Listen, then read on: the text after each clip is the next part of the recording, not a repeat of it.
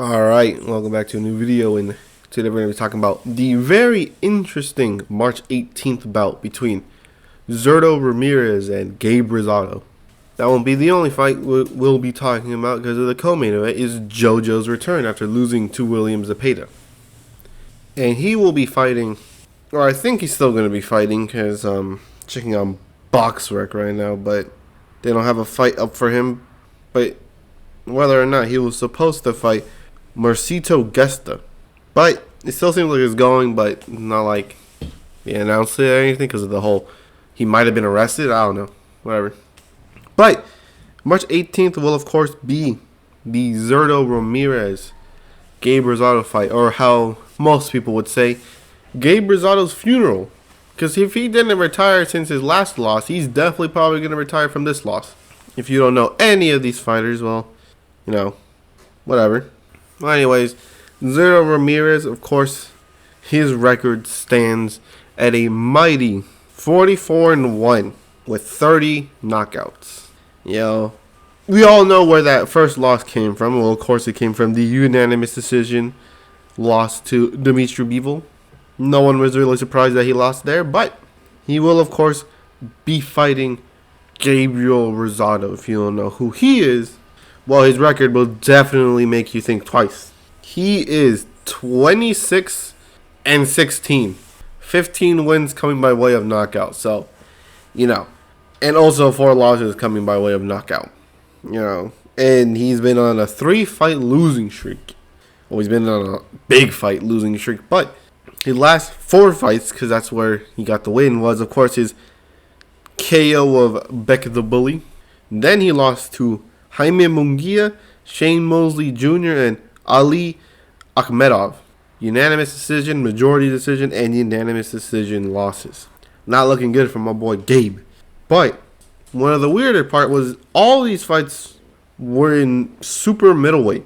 Except Munguia. Munguia was middleweight, but doesn't change the fact it was middleweight and super middleweight. And then now he's fighting in the light heavyweight. Crazy. You know, maybe you could tell it's really hard to make Gabe Rosado seem like a good fighter. I mean, he hasn't really beaten anyone in the last 5 years really worth anything.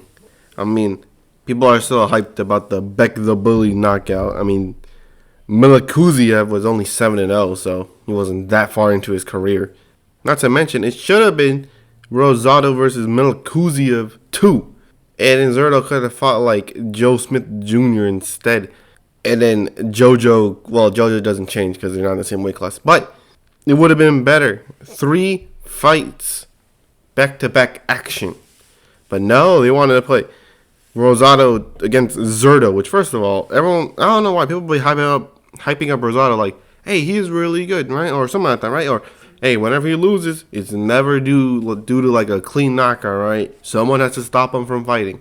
Which is like, is he trying to break that record with Zurdo, bro? Is he really trying to get his lights taken out like that? I say he fought enough, and I say if he didn't retire last time, he should definitely retire this time. There's no reason for him to continue fighting. But anyways, you know, not much of who's gonna win. It's gonna be Zurdo, right? It's gonna be Zurdo. I say 5th round knockout. Only because, well, you know, he kind of got outclassed by Bivol, so he's probably going to be a little bit tensy, a little bit gun shy, I guess. I don't know. I don't know what happened, but he definitely ain't going to be going out guns blazing. And we got Jojo Diaz, who is 32-3 in 1 draw on a 2-fight losing streak. But one of them was against the undisputed lightweight, or current WBC lightweight, now undisputed lightweight. And the other one is, of course, against William Zepeda, the dude that threw like 100-punch combinations. All right, not literally, but you could tell, right? He threw a lot of punches, which really sucked because JoJo was kind of whooping Zepeda's ass when he threw punches himself. Like, we get it. He's not a combination puncher. Or maybe not a combination, but maybe he's not someone that throws tons of punches, but he was getting the better of him every single time he was the one throwing punches. And then his whole game plan was, hey, I'm going to wait until Zepeda tires out. Really? That was your plan? But whatever, right? He lost. He should have won, especially since he caught him with a good hook, and then he just kept trying to get that same hook, even though it's like, dude, he got hurt. He got hurt bad with that hook. I mean, not really that bad, but because obviously he recovered quickly. But you can tell this man was very cautious after that. He was like, all right, I'm not going to get hit by that same hook again. And then he tried to wait for the same hook again. So it's like, all right, JoJo, you should just start punching. Maybe you should stop being so defensive, right? But his opponent is, of course, 33-3-3.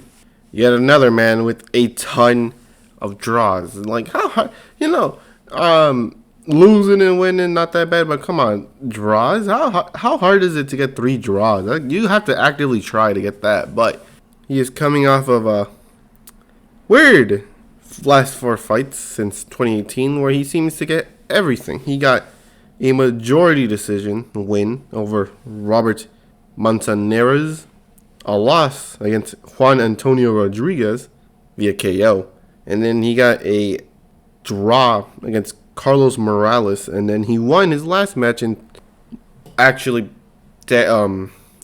months ago against another Diaz Jr. That's crazy. He's going to fight Diaz Jr. and then he's going to go fight Diaz Jr. afterwards. And then he won unanimous decision. So, somewhat wide margins. Who's going to win? Well, it depends easily. It literally just depends if JoJo decides to throw punches. Because if he throws punches, he's definitely going to win. I say by TKO. But then again, Gesta is most likely not a William Zepeda. I'll be real. He's probably not him. So yeah, I got JoJo winning. And unfortunately, unless they give him the rematch with Zepeda and he starts throwing punches in that rematch, he's probably going to stick as the gatekeeper in the lightweight division, which kind of sucks. But hey, at least a lot of people are going to be calling you, hey, yo, man, we got some up-and-comer. He wants to fight you. He wants to be in the elite division. He says, all right, hold my gloves. I'm going to knock him out. And then, boom, you get paid.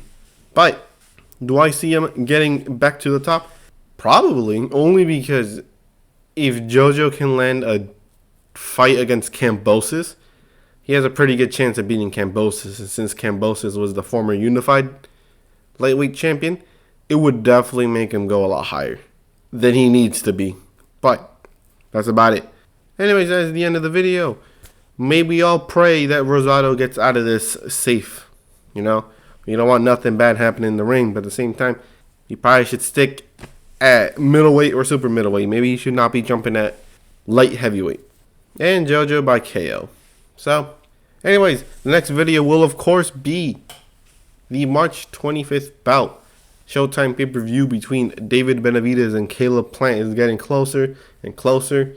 And also, the Ramirez-Comey fight, only because, well, the 140-pound division seems to be full, up and lively again, Everyone, there's a champion now.